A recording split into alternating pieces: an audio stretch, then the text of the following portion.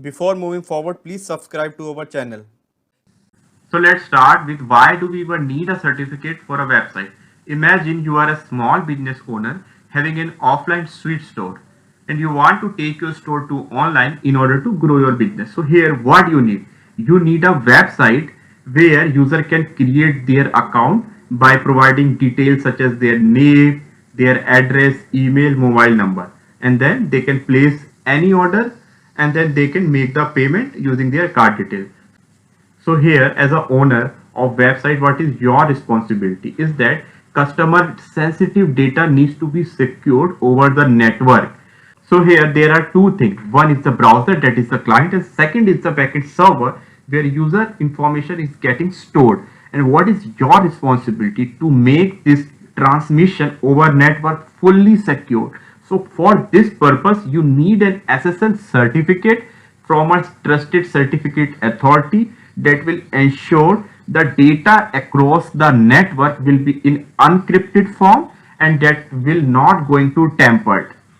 Here we have few organizations that issue a trusted certificate, and you have all the names: DigiCert, Global Sign, Entrust, GoDaddy, and there are lots many. So let me show you a few websites where you can check the certificate details. Like we have whiteboardoffice.com. You click on this icon, you click on this connection in secure, and you can click on this certificate valid option. So here you can see the certificate issued to this domain whiteboard.office.com for organization Microsoft, and it is issued by Microsoft itself. And here is the validity period, which algorithm they are using is SHA-256, and this is the public key that generally server gives to the client. So let me show you one more website, that is dictionary.com. If you click on this icon, you can go to the certificate detail. So the issued domain is dictionary.com, issued by Let's Encrypt, validity period, and their public key. So I think that is good. So now let's understand a self-signed certificate and how to create them. So self-signed certificate is generally created by the website owner itself and not by the trusted authority. So these are basically unsecured in nature. So if your website uses this kind of certificate, so user will likely to see a message that connection is not secure. That is means the data within network is unencrypted and is not secured at all. So let me show you an example of unsecured website. So here, if you click on the icon, it will clearly say your connection to the site is not secured. It means you are compromising your sensitive information such as password or credit card with the attackers. So now we are on the most important part of this session, that is how to create a self-signed certificate.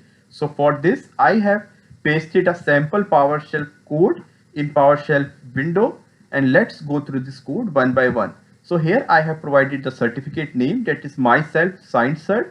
Then I have provided the certificate path where this certificate should get imported on my local disk, then certificate password, and then certificate expiry, that is 1 year from today.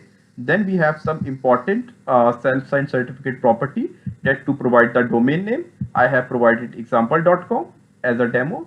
Then we have a certificate store location, like where in certificate manager I want to store my certificate. Then we have some properties like friendly name. So what friendly name I want to provide to my certificate, so I provided the same as myself cert.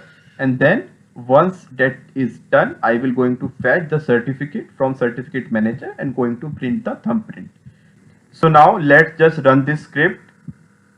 As soon as I run this script, it has done all the required tasks and print the certificate thumbprint over here. And if I go to my physical directory, that is C drive certificate, you can see C drive certificate, the certificate is there. And at the same time, let us check in certificate manager. If I do refresh, you can see myself certificate is there.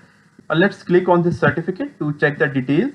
It says root certificate is not trusted. Yes, because since it is a self-signed, and you can say issued to this and issued by, and we have the validity over here. So I think this is all what we wanted to achieve from this session. And I will also share my GitHub repository so that you will copy the code of getting the certificate from there. Thanks.